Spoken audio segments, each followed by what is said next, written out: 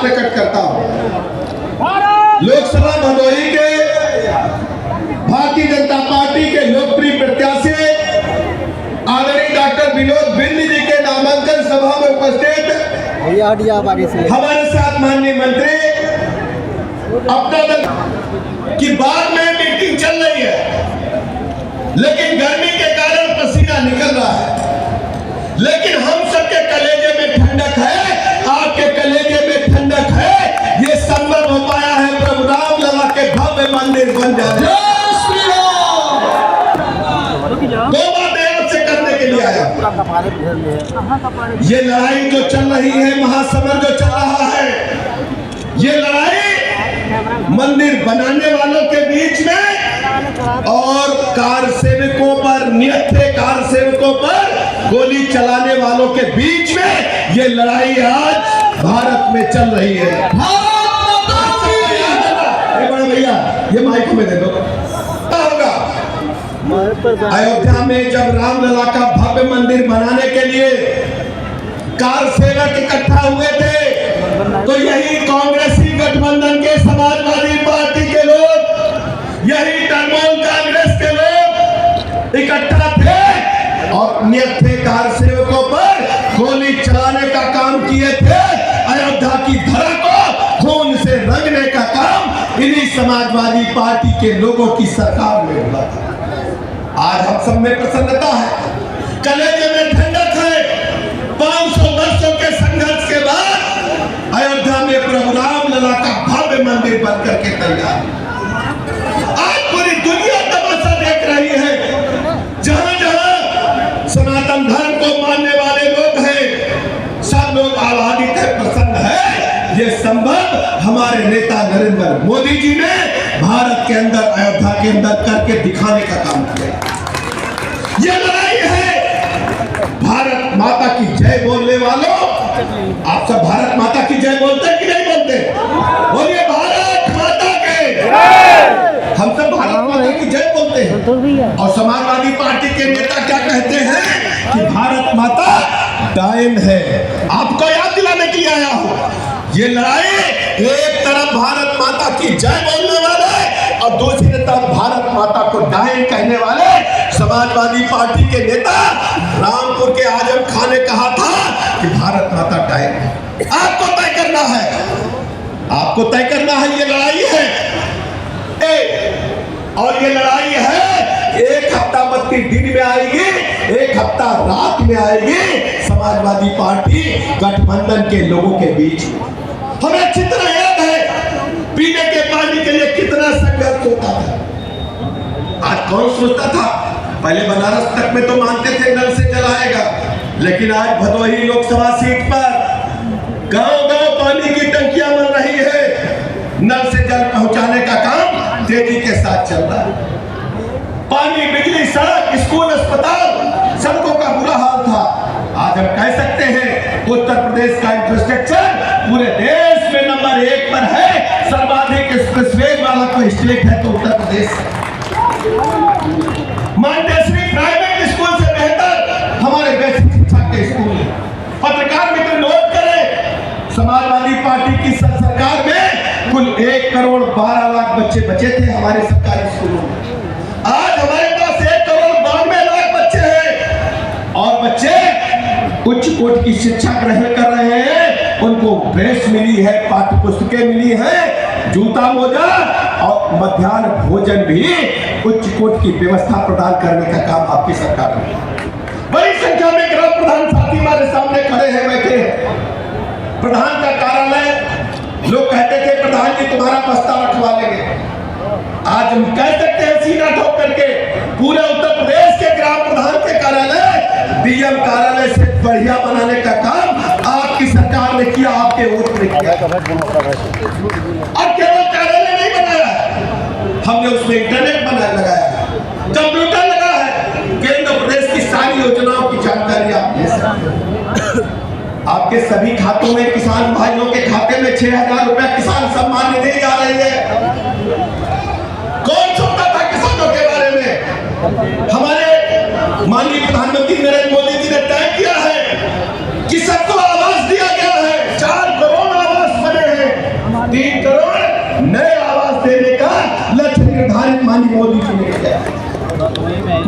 Cancer हो गया, heart attack हो गया, गरीब के पहले गहने बिकते थे बेटी माँ के, फिर खेत तो घर बिकता था। आज हम कर सकते हैं 5 लाख तक के निःशुल्क इलाज की गारंटी मोदी जी ने देने का काम किया है। मैं 70 साल तक के सभी बुजुर्गों से कहना चाहता हूँ, चाहे जिस जाति धर्म के हो, आपको इस बार के संकल्प पत्र में मोदी जी ने 5 लाख तक के निःशुल्क इलाज की गारंटी 70 साल तक के सभी बुजुर्गों को देने का काम किया। माननीय प्रधानमंत्री जी की योजनाओं ने पूरे देश के अंदर 25 करोड़ लोगों को गरीबी रेखा से ऊपर निकालने का काम किया है।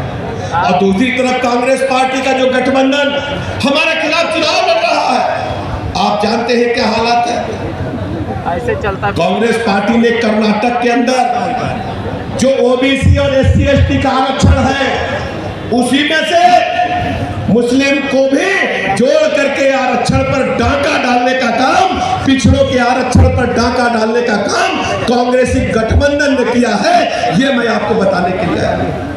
कांग्रेस ने जब अपना मैनिफेस्टो जारी किया तो उसने साफ साफ लिखा कि आपकी संपत्ति की हम जांच कराएंगे, और जांच कराने के बाद उस पर मोहर लगाने का काम सैम पित्रोदा ने किया, जिन्होंने कहा है कि अमेरिका की तरह भारत में भी जो विरासत टैक्स है उस पर लगाने पर काम होना चाहिए, विचार होना चाहिए।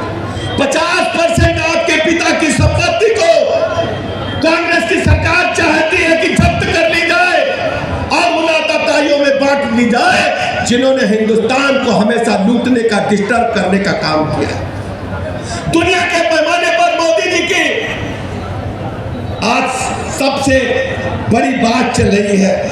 दुनिया के ढेर सारे राष्ट्र मानते हैं कि मोदी जी से बेहतर कोई काम नहीं कर रहा है। 2 उदाहरण देना चाहता हूं। आप सबको पता है, इससे पहले पाकिस्तान के आतंकवादी आकर के भारत में अटैक करते थे। कसाब के बारे में याद होगा आपको। उसमें क्या हुआ था, कई बरस बिरयानी खिलाने का काम कांग्रेस की सरकार ने किया था।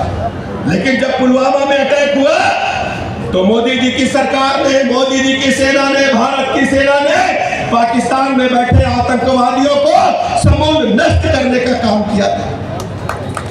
आप सबको याद होगा, हमारे भदोही के लोगों, एक हमारा जाबाज सिपाही पाकिस्तान में फंस गया था। वो लंबी पूंछ वाले, क्या नाम था उनका? अभिनंदन। लोग कहते थे मैं फंस गए, नहीं निकल पाएंगे। तब मोदी जी ने कहा था अभिनंदन सकुशल वापस चाहिए।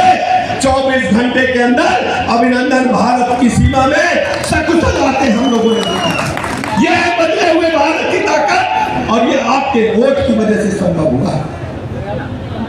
इसलिए मैं मित्रों, हम आज कहना चाहते हैं, दुनिया में भारत की प्रतिष्ठा बढ़ी है, और ये सब आपके वोट की ताकत की वजह से हुआ है। गरीबी की रेखा से ऊपर उठाने में भारतीय जनता पार्टी ने, मोदी जी ने कामयाबी हासिल की। हम सबको इकट्ठा होकर के भारतीय जनता पार्टी के सुयोग्य प्रत्याशी डॉक्टर विनोद बिंद जी को जिताना है। डॉक्टर विनोद बिंद जी कोई साधारण प्रत्याशी नहीं है, ये डॉक्टर है। बीमार का भी इलाज करेंगे और विपक्ष का भी इलाज करेंगे। डॉक्टर विनोद जिंदाबाद, जिंदाबाद। विपक्ष जरा भी नजला दिखाएगा भदोही के लोगों, तो डॉक्टर साहब उनको भी इंजेक्शन लगाने का काम करेंगे, उनके मुद्दे करने का काम करेंगे। और डॉक्टर साहब तो मृदुभाषी आदमी है, सबको साथ लेकर के चलते हैं। कौनी बात रात बिरात परेशानी हो जाए तो डॉक्टर साहब आकर के तत्काल दवाई देंगे और अपने भदोही के लोगों की चिंता करने का काम करेंगे। मैं तो डॉक्टर साहब को प्रत्याशी के रूप में पाकर मैं प्रसन्न हो गया, और मुझे इस बात का सौभाग्य है, डॉक्टर साहब जब विधायकी लड़ रहे थे तब भी मैं ही गया था। और बहुत बढ़िया आदमी है, सबका वोट धरते हैं कि नहीं धरते हैं, बाबा ने बता दे रहूंगा। इससे बढ़िया कौनी आदमी मिली तो सबका इकट्ठा हो जाएगा, समझ लो बाबा लोगों। और ये अपन गारंटी है कि डॉक्टर विनोद बिंद आपके चरणों की सेवा करेंगे, ये मैं कहने के लिए आया। तू बातें बता करके विवाद से बात करेंगे, क्योंकि 3 बजे पहुंचना है तब सबको नॉमिनेशन करने के लिए। हम लोग छोटे छोटे थे, सभी बच्चे छोटे छोटे होते हैं। बाजार जाने के लिए अम्मा कहती जा करके बाजार से सब्जी ले आओ, कहती है कि नहीं कहती है? बोलो बच्चे, कहती है। तो सब्जी लेने गए, हम भी गए, दुकानदार को रुपया दे दिया। जब कक्षा 8 में पढ़ते थे, झोला लेकर घर वापस आए तो पिताजी बाबू बहुत नाराज हुए, कहे सब्जी सब कबाड़ा लेके आए हो, 10 साल के हो गए, तुम्हें सब्जी खरीदने की तमीज नहीं आई। तब हमारी अम्मा ने हमको अपने कोचे में लिया, कहा देखो बच्चा, सब्जी खरीदने जाना तो ये काम कर लेना। कैसे खरीदना? लौकी खरीदना तो उसमें नाखून लगा करके देख लेना। बोलो सिखाई कि नहीं सिखाई? बोलो भैया। और भिंडी खरीदना तो पीछे से पूंछ तोड़ के देख लेना। बोलो सिखाई कि नहीं सिखाई? बच्चा ने बोलो भैया। अब हम भदोही में कहने के लिए आए हैं, खरा सिक्का सोने का हमारा डॉक्टर विनोद बिंद है, नंबर 1 पर है कि नहीं बताना? बोलो नंबर 1 पर है कि नहीं? बोलो नंबर 1 पर है कि नहीं? पीछे का जवाब उठा के बोले नंबर 1 पर है कि नहीं? जितने भी विपक्ष में पार्टियां और प्रत्याशी हैं, विनोद बिंद के सामने नहीं टिक रही हैं। जब हम 10-20 रुपए 50 रुपए का सामान लेने जाते हैं, दुकानदार लाख मना करे तो हम लौकी में नाखून लगा लेते हैं, भिंडी की पूंछ तोड़ लेते हैं, कुम्हार का घड़ा लेने जाएंगे तो पानी भर के टन टन बजा के देखेंगे कि नहीं देखेंगे। और जब भदोही और भारत माता का सवाल है तो हम ठोक परख करके अपने कैंडिडेट को चुनेंगे। बोलो चुनेंगे कि नहीं चुनेंगे? तो सारे प्रत्याशी, सारी पार्टियों को मिला लो, नंबर 1 पर हमारी भारतीय जनता पार्टी और नरेंद्र मोदी है कि नहीं बताना भैया? बोलो है कि नहीं? बोलो नंबर 1 पर है कि नहीं? थोड़ा सीधा। और हमारा कैंडिडेट नंबर 1 पर तो सबसे पहले है कि नहीं? कोई कैंडिडेट इतना पढ़ा लिखा है कि नहीं बताओ जरा? कोई है इतना पढ़ा लिखा? कोई है इतना पढ़ा लिखा? अच्छा नंबर 1 पर है कि नहीं? नंबर 1 पर है कि नहीं? अच्छा भारतीय जनता पार्टी और दूसरी पार्टी में अंतर बता देंगे। देखो भारतीय जनता पार्टी में कितना भी बड़ा नेता मंच पर बैठा है, कोई नहीं बता पाएगा कि भाजपा का अगला अध्यक्ष कौन होगा, कोई नहीं बता पाएगा। लेकिन सपा का अगला अध्यक्ष कौन होगा, एक अनजान आदमी भी बता देगा कि अखिलेश यादव बूढ़े हो जाए और लड़का जवान हो जाए तो यही अगला राष्ट्रीय अध्यक्ष होगा। बोलो है कि नहीं? और कांग्रेस का अगला राहुल गांधी बाद नेता कौन होगा, तो लोग कहेंगे राहुल गांधी शादी कर ले, विवाह कर ले तो लड़का पैदा होगा तो वही नेता होगा कांग्रेस का। बोलो सच्चाई है कि नहीं? बोलो ना आप लोग। शरद पवार अपनी बिटिया को बनाने में लगे, उद्धव ठाकरे आदित्य ठाकरे को स्थापित करने में लगे, और ये जो यहाँ है, यहाँ वाले ममता बनर्जी अपने भतीजे को नेता बनाने में लगी कि नहीं लगी बताना? ये सब पारिवारिक पार्टियां हैं और समाजवादी पार्टी की और ओम प्रकाश राजभर में बोली व्यक्ति जो लाल अंगोछा पहने हैं निषाद राजभर में बोली कल को बनेगा, प्रदेश का अध्यक्ष बनेगा और राष्ट्रीय अध्यक्ष कोई नहीं बन सकता है भारतीय जनता पार्टी लोगों की। आनंद निषाद समाजवादी पार्टी का अब चलो भाषण में रिकॉर्ड के लिए कहता हूं, समाजवादी पार्टी की सूची जब हमने देखी तो पता चला कि भाई और भौजाई ने सारी टिकटें बांटी। आजमगढ़ में कौन लड़ रहा है? कौन लड़ रहा है आजमगढ़ में? आजमगढ़ में कौन लड़ रहा है? नरेंद्र यादव। फिरोजाबाद में कौन लड़ रहा है? वो कौन है उनके? फिर अब बगल वाली सीट में बदायूं में कौन लड़ रहा है? कौन लड़ रहा है? कौन है उनके? आदित्य यादव। और भैया कहाँ से है और भौजाई कहाँ से है? मैं यादव समाज के लोगों से कहना चाहता हूँ, यादव समाज के लोगों, समाजवादी पार्टी को आपने बनाया, आपने खड़ा किया, आपके यहाँ एक टिकट नहीं, पूरे एक ही खानदान लड़ेगा चुनाव। ये लोकतंत्र का मजाक बना करके विपक्षी गठबंधन ने रख दिया है। ये मैं भदोही में आज कहने के लिए और तृणमूल कांग्रेस के बारे में, टीएमसी के बारे में, सनातन धर्म को मिटाने पर तृणमूल कांग्रेस ने पश्चिम बंगाल में पूरी ताकत लगाने का काम किया है। वहां राम रथ यात्रा नहीं निकल सकती, कृष्ण जन्माष्टमी नहीं मना सकते, त्योहार नहीं मना सकते, खून खराबा हो जाएगा, बमबाजी होती है। हमारे हिंदुओं को अपने धार्मिक कार्यक्रम को मनाने की छूट नहीं है। इसलिए मेरे भदोही के लोगों आपसे हम कहने के लिए आए हैं, ममता बनर्जी के कैंडिडेट आ जाए तो उनसे पूछिएगा कि हमारी रामनवमी पश्चिम बंगाल में क्यों नहीं बनती है। उनसे पूछिएगा कि पश्चिम बंगाल में कृष्ण जन्माष्टमी क्यों नहीं मनती है, उसे जरूर पूछिएगा। दो बातें कहकर के बाद समाप्त करूं।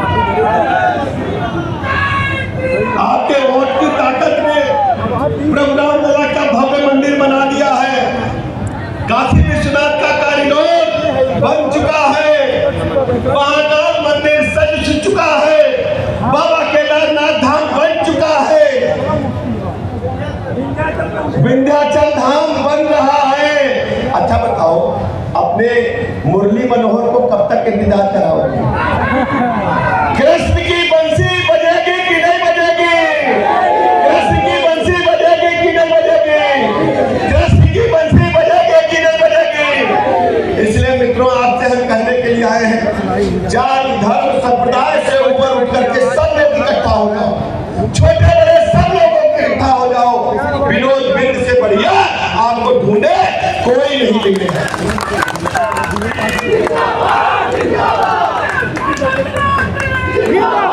एक लाइन कहकर बात समाप्त करूंगा। बनारस में ज्ञानपुर में मेला देखने कौन कौन जाता है? लगता है मेला?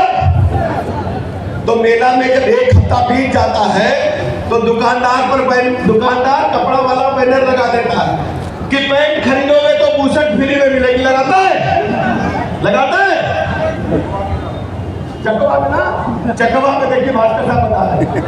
और सुनो, चकवा में लगता था पैंट खरीदवा तो बुशर्ट और सिलाई मशीन खरीदवा तो पावदान।